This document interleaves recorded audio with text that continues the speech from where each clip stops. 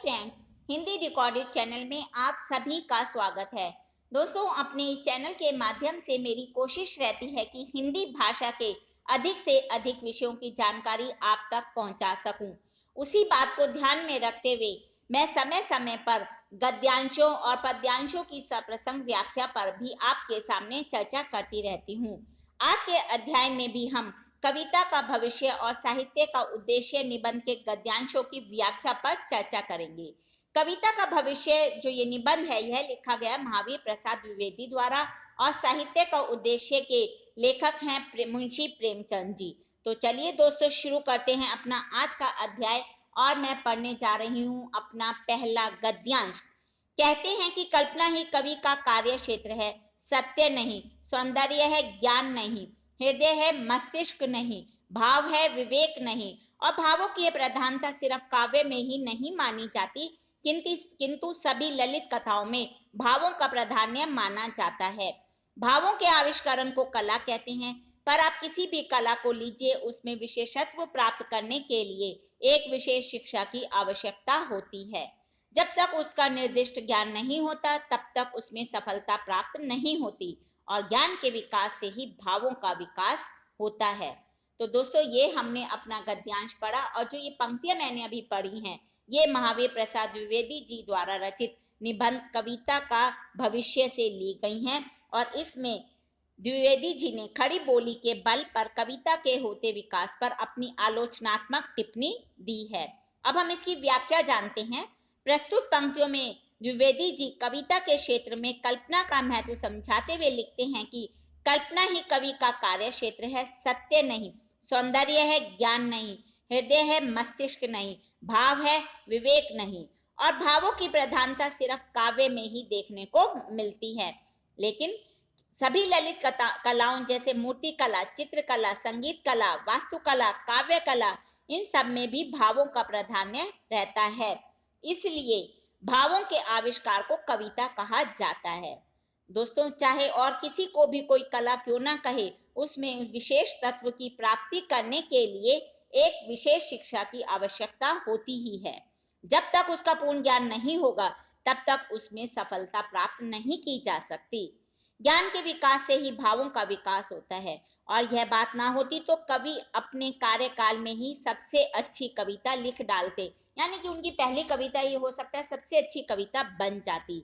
लेकिन काव्य में भाव के साथ साथ ज्ञान की भी महत्ता होती है।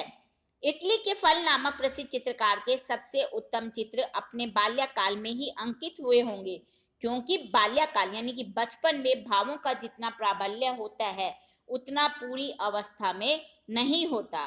ज्ञान की अवस्था से ही कला का विकास होता है। हृदय के साथ मस्तिष्क की पुष्टि होने पर ही भावों की उत्तम अभिव्यक्ति होती है। तो दोस्तों, कविता में कल्पना और भावों के साथ साथ ज्ञान और विचार का भी सहयोग होता है और तभी एक अच्छी कविता बनती है। अब हम इसके विशेष को जानते हैं, जिसमें विश्लेषणात्मक शैली का लेखक ने प्रयोग किया है, साथ ही साथ उसने तत्सम भाषा का प्रयोग किया है और लेखक ने इसमें काव्य में कल्पना के महत्व को बताया है। अब मैं जो दूसरा गद्यांश पढ़ रही हूँ, इसे हमने मुंशी प्रेमचंद द्वारा रचित निबंध साहित्य का उद्देश्य से लिया है। हम जीवन में जो कुछ देखते हैं या जो कुछ हम पर गुजरती है, वही अनुभव और वही चोटें कल्पना में पहुंचकर साहित्य सृजन के लिए प्रेरणा करती हैं। कवि या साहित्यकार में अनुभूति की जितनी तीव्रता होती है, उसकी रचना उतनी ही आकर्षक और ऊंचे दर्जे की होती है। जिस साहित्य में हमारी सुरुचि ना जागे, आध्यात्मिक और मानसिक तृप्ति ना मिले, हम में शक्ति और गति ना पैदा हो, हमारा सौंदर्य प्रेम ना जागृत हो, जो हम में सच्चा संकल्प और कठिनाइयों पर विजय पाने की सच्ची दृढ़ता न उत्पन्न कर सके, वह आज हमारे लिए बेकार है, वह साहित्य कहलाने का अधिकारी नहीं है। तो दोस्तों, अब हम इसके प्रसंग को जानते हैं और जो ये पंक्तियां हैं, ये निबंध साहित्य का उद्देश्य जो कि मुंशी प्रेमचंद जी ने लिखा है उससे ली गई हैं और यह निबंध वस्तुतः उनके दिए गए भाषण का ही रूप है, जो उन्होंने लखनऊ में बने प्रगतिशील लेखक संघ की अध्यक्षता करते हुए अधिवेशन में व्यक्त किया था। दोस्तों, इस लेख में प्रेमचंद ने साहित्य संबंधी अपने विचारों को व्यक्त किया है। उसमें यह बताने का प्रयास किया है कि साहित्य वस्तुतः जीवन की आलोचना है और उसकी भाषा कैसी होनी चाहिए। अब हम इसकी व्याख्या जानते हैं। दोस्तों, इन पंक्तियों में प्रेमचंद जी यह बताना चाहते हैं कि साहित्य और नीति में कोई ज्यादा अंतर नहीं है, क्योंकि दोनों का लक्ष्य उपदेश देना है। हाँ, लेकिन दोनों की विधि में अंतर है। कैसे? नीति शास्त्र तर्क और उपदेश के द्वारा बुद्धि और मन पर प्रभाव डालता है, लेकिन साहित्य के माध्यम से मानसिक भावों और अवस्थाओं पर बल दिया जाता है।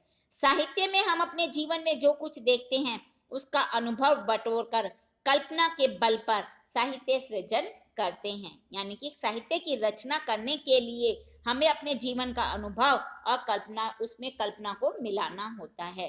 साहित्यकार में जितनी अनुभूति की तीव्रता होती है, रचना उतनी ही आकर्षक और अच्छी होती है। जिस साहित्य से हमारी रुचि ना जगे, हमारी आध्यात्मिक और मानसिक तृप्ति ना हो, दोस्तों, वह साहित्य बेकार होता है। सच्चा साहित्य हमारे कमजोर पक्ष को दबाकर अच्छे पक्ष को उभारने का काम करता है। हमारी कमजोरियों, कठिनाइयों पर हमें विजय पाने की दृढ़ता देता है। लेकिन जो आज का साहित्य है वह इन सब चीजों की कमी से भरा हुआ है और इसलिए वह एक अच्छा साहित्य कहलाने का अधिकारी नहीं है। तो दोस्तों, ये हमने जाने कविता का भविष्य और साहित्य का उद्देश्य निबंध के 2 गद्यांशों की सप्रसंग व्याख्या। अब हम इसके विशेष को और जान लेते हैं। जो अभी मैंने गद्यांश पढ़ा था साहित्य का उद्देश्य का, इसके विशेष में है कथ्य और भाषा के संबंध में विचार है, विश्लेषणात्मक और तुलनात्मक शैली का प्रयोग किया है। साथ ही साथ लेखक ने आम बोलचाल की भाषा का प्रयोग किया है। प्रेमचंद ने इसमें साहित्य की सच्ची परिभाषा दी है, साहित्य और नीति का संबंध बताया है। दोस्तों, आज के अध्याय में हमने कविता का भविष्य और साहित्य का उद्देश्य निबंध के गद्यांशों की व्याख्या पर चर्चा की। आगे के अध्यायों में हिंदी भाषा के और भी प्रमुख विषयों पर हम समय समय पर चर्चा करते रहेंगे, लेकिन उसको सुनने के लिए आपको मेरे इस चैनल को लाइक और सब्सक्राइब करना होगा। साथ ही दोस्तों, आप अपने मन में उठने वाले हिंदी भाषा से संबंधित किसी भी प्रश्न को कमेंट बॉक्स में मुझसे पूछ सकते हैं। मैं शीघ्र ही उसका उत्तर देने की कोशिश करूंगी। धन्यवाद दोस्तों, आपका दिन शुभ हो।